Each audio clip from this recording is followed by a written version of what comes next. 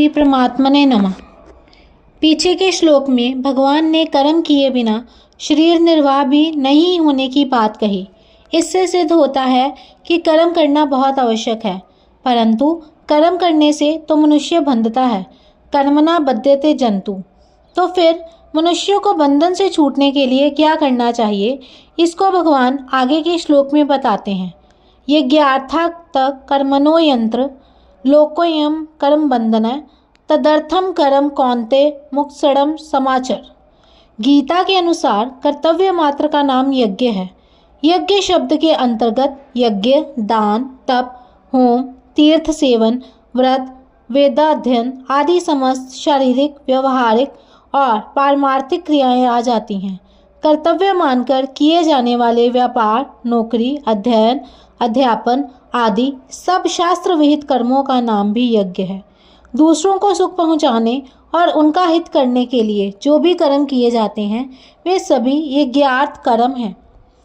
यज्ञार्थ कर्म करने से आसक्ति बहुत जल्दी मिट जाती है तथा कर्म योगी के संपूर्ण कर्म नष्ट हो जाते हैं। अर्थात वे कर्म स्वयं तो बंधन कारक होते नहीं, प्रत्युत पूर्व संचित कर्म समूह को भी समाप्त कर देते हैं। वास्तव में मनुष्य की स्थिति उसके उद्देश्य के अनुसार होती है, क्रिया के अनुसार नहीं। जैसे व्यापारी का प्रधान उद्देश्य धन कमाना रहता है, अतः वास्तव में उसकी स्थिति धन में ही रहती है और दुकान बंद करते ही उसकी वृत्ति धन की तरफ चली जाती है। ऐसे ही यज्ञार्थ कर्म करते समय कर्म योगी की स्थिति अपने उद्देश्य परमात्मा में ही रहती है और कर्म समाप्त करते ही उसकी वृत्ति परमात्मा की तरफ चली जाती है। सभी वर्णों के लिए अलग अलग कर्म है। एक वर्ण के लिए कोई कर्म सर्वधर्म है तो वहीं दूसरे वर्णों के लिए परधर्म अर्थात अन्यत्र कर्म हो जाता है। जैसे भिक्षा से जीवन निर्वाह करना ब्राह्मण के लिए तो सब धर्म है, पर क्षत्रिय के लिए परधर्म है। इसी प्रकार निष्काम भाव से कर्तव्य कर्म करना मनुष्य का सब धर्म है और सकाम भाव से कर्म करना परधर्म है। जितने भी सकाम और निषिद्ध कर्म हैं वे सब के सब अन्यत्र कर्म की श्रेणी में ही हैं। अपने सुख, मान, बड़ाई, आराम आदि के लिए जितने कर्म किए जाएं वे सब के सब भी अन्यत्र कर्म हैं। अपने लिए कर्म करने से सकाम भाव रहता है और सकाम भाव रहने से निषिद्ध कर्म होने की पूर्ण संभावना रहती है। अतः छोटा से छोटा और बड़ा से बड़ा जो भी कर्म किया जाए उसमें साधक को सावधान रहना चाहिए कि कहीं किसी स्वार्थ की भावना तो कर्म नहीं हो रहा। साधक उसी को कहते हैं जो निरंतर सावधान रहता है। इसलिए साधक को अपनी साधना के प्रति सतर्क जागरूक रहना ही चाहिए। अन्यत्र कर्म के विषय में दो गुप्त भाव।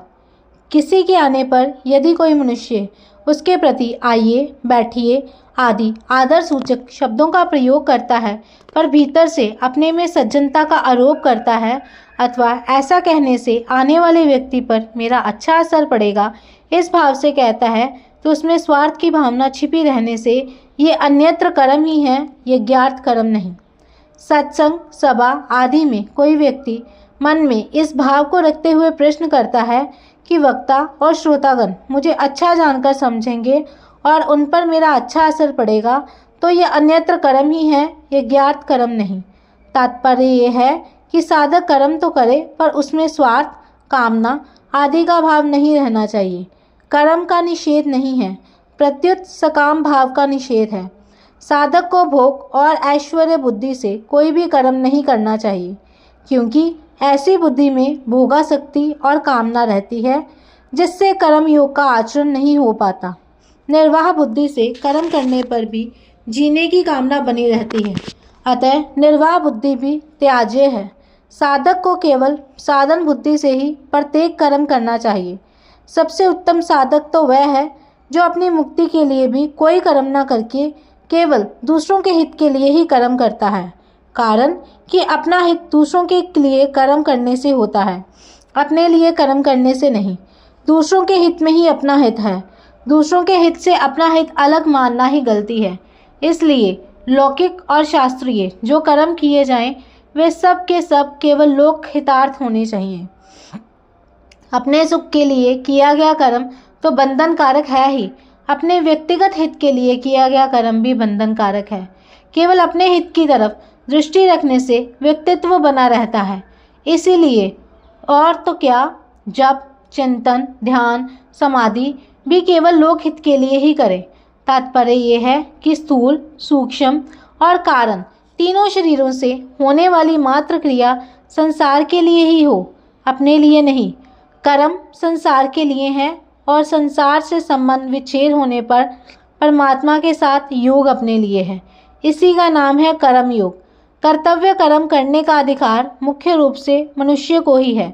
इसका वर्णन भगवान ने आगे सृष्टि चक्र के प्रसंग में भी किया है, जिसका उद्देश्य प्राणी मात्र का हित करना, उसको सुख पहुंचाना होता है। उसी के द्वारा कर्तव्य कर्म हुआ करते हैं।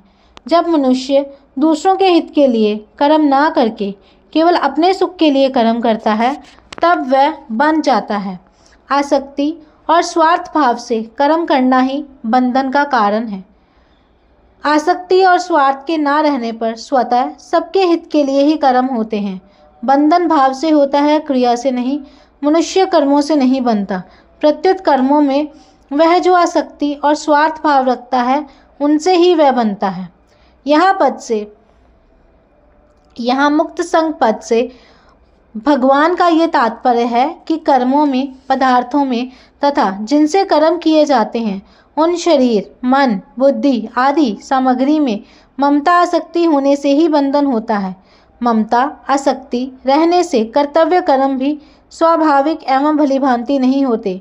ममता आसक्ति ना रहने से परहित के लिए कर्तव्य कर्म का स्वतः आसन होता है, और यदि कर्तव्य कर्म प्राप्त ना हो तो स्वतः निर्विकल्पता में स्वरूप में स्थिति होती है। परिणाम स्वरूप साधन निरंतर होता है और असाधन कभी होता ही नहीं।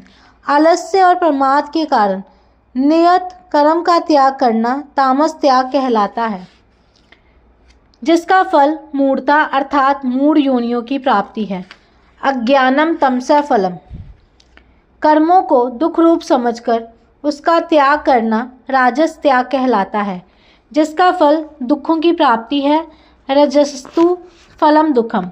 इसीलिए यहाँ भगवान अर्जुन को कर्मों का त्याग करने के लिए नहीं कहते, प्रत्युत स्वार्थ, ममता, फलासक्ति, कामना, वासना, पक्षपात आदि से रहित होकर शास्त्र विधि के अनुसार सुचारू रूप से उत्साहपूर्वक कर्तव्य कर्मों को करने की आज्ञा देते हैं, जो सात्विक त्याग कहलाता है। स्वयं भगवान भी आगे चलकर कहते हैं कि मेरे लिए कुछ भी करना शेष नहीं है, फिर भी मैं सावधानी पूर्वक कर्म करता हूँ। कर्तव्य कर्मों का अच्छी तरह आचरण करने में दो कारणों से शिथिलता आती है। मनुष्य का स्वभाव है कि वह पहले फल की कामना करके ही कर्म में प्रवृत्त होता है। जब वह देखता है कि कर्म योग के अनुसार फल की कामना नहीं रखनी है, तब वह विचार करता है कि कर्म ही क्यों करूं। कर्म आरंभ करने के बाद जब अंत में उसे पता लग जाए कि उसका फल विपरीत होगा, तब वह विचार करता है कि मैं कर्म तो अच्छा से अच्छा करूं, पर फल विपरीत मिले तो फिर कर्म करूं ही क्यों। कर्म योगी ना तो कोई कामना करता है और ना ही कोई नाशवान फल ही चाहता है। वह तो मात्र संसार का हित सामने रखकर ही कर्तव्य कर्म करता है। अतः उपयुक्त दोनों कारणों से उसके कर्तव्य कर्म में शिथिलता नहीं आ सकती। मार्मिक बात, मनुष्य का प्राय ऐसा स्वभाव हो गया है कि जिसमें उसको अपना स्वार्थ दिखाई देता है, उसी कर्म को वह बड़ी तत्परता से करता है, परंतु वही कर्म उसके लिए बंधन कारक हो जाता है। अतः इस बंधन से छूटने के लिए उसे कर्म योग के अनुसार आचरण करने की बड़ी आवश्यकता है।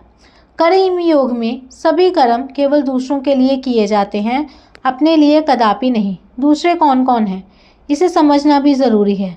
अपने शरीर के सिवाय दूसरे प्राणी पदार्थ तो दूसरे हैं ही, पर ये अपने कहलाने वाले स्थूल शरीर, सूक्ष्म शरीर और कारण शरीर भी स्वयं से दूसरे ही हैं। जैसे संसार पर है, ऐसे ही शरीर, इंद्रियां, मन और बुद्धि भी पर अर्थात दूसरे ही हैं।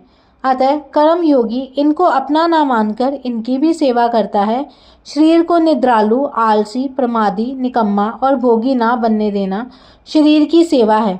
इंद्रियों को सांसारिक भोगों में ना लगने देना इंद्रियों की सेवा है। मन को किसी का अहित सोचने में विषयों के चिंतन में तथा व्यर्थ चिंतन में ना लगने देना मन की सेवा है। बुद्धि को दूसरों के कर्तव्य पर विचार ना करने देना, दूसरा क्या करता है क्या नहीं ये ना सोचने देना बुद्धि की सेवा है। वास्तव में शरीर, इंद्रियां, मन और बुद्धि में ममता आसक्ति ना रखना ही इनकी सबसे बड़ी सेवा है। कारण कि स्वयं चेतन परमात्मा का अंश है और ये शरीर आदि पदार्थ जड़ प्रकृति के अंश हैं। समस्त क्रियाएं जड़ में और जड़ के लिए ही होती हैं। चेतन में और चेतन के लिए कभी कोई क्रिया नहीं होती। अतः करना अपने लिए है ही नहीं, कभी हुआ नहीं और हो सकता भी नहीं। हाँ, संसार से मिले हुए इन शरीर आदि जड़ पदार्थों को चेतन जितने अंश में मैं, मेरा और मेरे लिए मान लेता है, उतने अंश में उसका स्वभाव अपने लिए करने का हो जाता है। अतः दूसरों के लिए कर्म करने से ममता आसक्ति सुगमता से मिट जाती है। शरीर की अवस्थाएं, बचपन, जवानी आदि बदलने पर भी मैं वही हूँ, इस रूप में अपनी एक निरंतर रहने वाली सत्ता का प्राणी मात्र को अनुभव होता है। इस अपरिवर्तनशील सत्ता अपने होनेपन की परमात्म तत्व के साथ स्वतः एकता है और परिवर्तनशील शरीर, इंद्रियां, मन, बुद्धि आदि की संसार के साथ स्वतः एकता है। हमारे द्वारा जो भी क्रिया की जाती है वह शरीर, इंद्रियों आदि के द्वारा ही की जाती है, क्योंकि क्रिया मात्र का संबंध प्रकृति और प्रकृतिजन्य पदार्थों के साथ है, स्वयं के साथ नहीं। इसलिए शरीर के संबंध के बिना हम कोई भी क्रिया नहीं कर सकते। इससे ये बात निश्चित रूप से सिद्ध होती है कि हमें अपने लिए कुछ भी नहीं करना है। जो कुछ करना है संसार के लिए ही करना है। कारण कि करना उसी पर लागू होता है जो स्वयं कर सकता है। जो स्वयं कुछ कर ही नहीं सकता उसके लिए करने का विधान है ही नहीं। जो कुछ किया जाता है संसार की सहायता से ही किया जाता है। अतः करना संसार के लिए ही है। अपने लिए करने से ही मनुष्य कर्मों से बंधता है।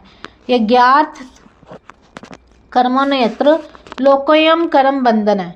विनाशी और परिवर्तनशील शरीर, इंद्रियां, मन, बुद्धि आदि के साथ अपने अविनाशी और अपरिवर्तनशील स्वरूप का कोई संबंध नहीं है। इसलिए अपना और अपने लिए कुछ भी नहीं है। शरीर आदि की सहायता के बिना हम कुछ नहीं कर सकते। इसलिए अपने लिए कुछ भी नहीं करना है। अपने सत स्वरूप में कभी कोई कमी नहीं आती और कमी आए बिना कोई इच्छा होती नहीं। इसलिए अपने लिए कुछ नहीं चाहिए। इस प्रकार जब क्रिया और पदार्थ से सर्वथा संबंध विच्छेद हो जाता है जो वास्तव में है, तब यदि ज्ञान के संस्कार हैं तो स्वरूप का साक्षात्कार हो जाता है और यदि भक्ति के संस्कार हैं तो भगवान में प्रेम हो जाता है।